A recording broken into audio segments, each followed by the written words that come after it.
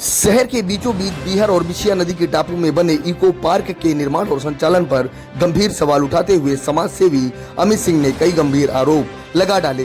Press वार्ता में संबोधित करते हुए उन्होंने बताया कि इको पार्क पीपीपी योजना के तहत इको टूरिज्म विभाग द्वारा संचालित है, जिसका वास्तविक हिस्सा 5.28 एकड़ है, जबकि दस्तावेजों में इसे केवल 3.8 एकड़ दर्शाया गया है। यानी 30 साल की लीज के दौरान इसमें लगभग 115 करोड़ रुपए की राजस्व की हानि हो रही है। वहीं उन्होंने बताया कि नगर निगम के किसी भी भूमि को अन्य विभाग के नाम हस्तांतरित करने के लिए मध्य प्रदेश शासन की अनुमति लेना आवश्यक है, लेकिन आज तक हस्तांतरण में मध्य प्रदेश की सहमति नहीं मिली है।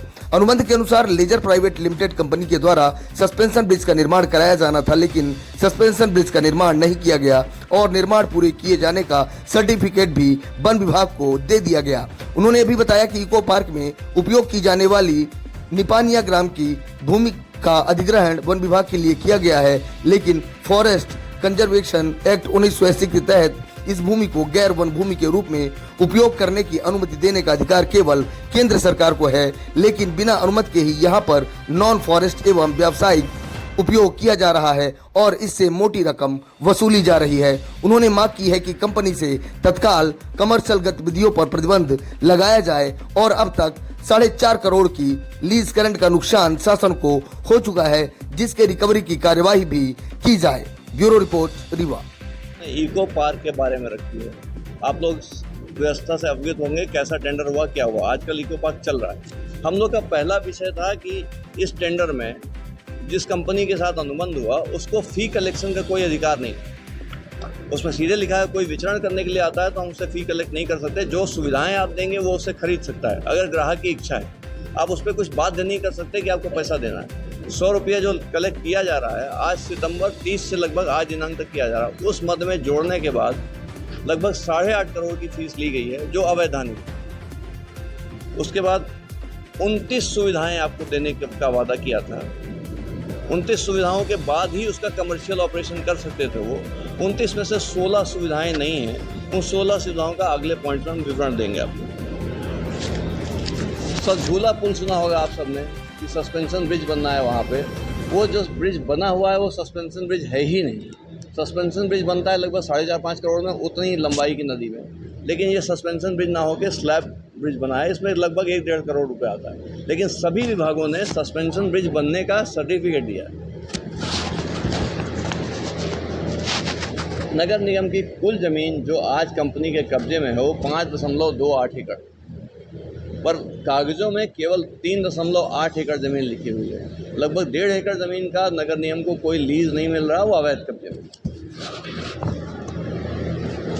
लीज रेंट के लिए नजूर अधिकारी ने कहा था किसी भूमि को सरकारी लीज देने का नियम है कि 5% उसकी मूल्य का जमा करने के बाद ही वार्षिक लीज पे दिया जाता है। 1 साल की लीज होगी जो 5% उसकी कीमत होगी।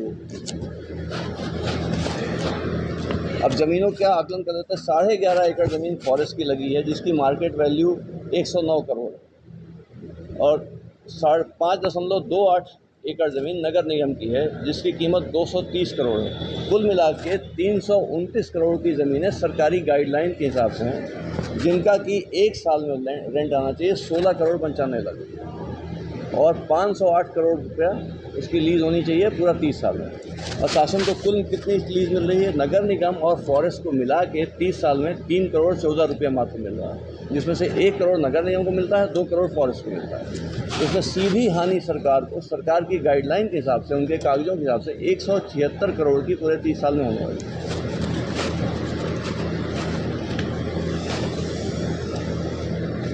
फॉरेस्ट की नगर निगम की मिला करके लगभग 4 एकड़ ज़मीन ऐसी है जिसका उनके फॉरेस्ट के पास रिकॉर्ड नहीं है कि ये ज़मीन हमारी उनके पोजीशन में है, पर कंपनी उसका इस्तेमाल कर रही है, लेकिन लीज रेंट फॉरेस्ट डिपार्टमेंट और नगर निगम को नहीं मिल रहा है।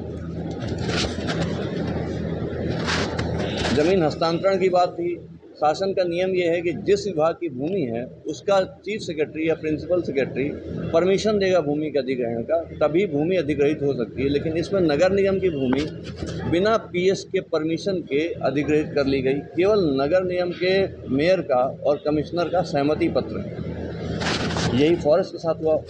जो ज़मीन फॉरेस्ट के लिए अधिग्रहित की गई उसमें 11.5 एकड़ ज़मीन ली गई। जिसमें ये नियम है कि फॉरेस्ट की ज़मीन कंजर्वेशन एक्ट 1980 के हिसाब से चलती है। अगर उस ज़मीन में गैर वन उपयोग करना है तो उसकी अनुमति केंद्र सरकार देती है। पर केंद्र सरकार की अनुमति तो छोड़िए, उसका पत्र भी नहीं भेजा गया केंद्र सरकार को कि आप अनुमति दे दीजिए।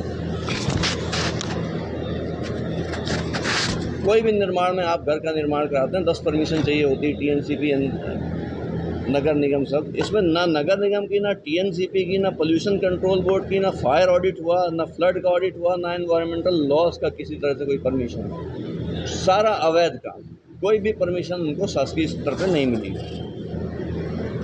एक आपको याद होगा, उस भूमि में हनुमान जी का बहुत प्राचीन मंदिर था, उसको वहाँ कुंडा घाट मंदिर कहते थे। वो मंदिर उसी भूमि में आके अधिग्रहित हो गया, जबकि मंदिर का नियम है कि आर्कियोलॉजिकल सर्वे ऑफ इंडिया बताता है, जिसको पुरातत्व विभाग कहते हैं, पुरातत्व विभाग बताता है कि इसका संधारण कैसे करेंगे। बिना पुरातत्व विभाग की जानकारी के मंदिर संधारित हो गया। अब मंदिर उसी प्रेमाइसेस में चला गया। कोई अगर मंदिर का दर्शन करना चाहे तो वो भी 100 रुपया दे करके अंदर आएगा।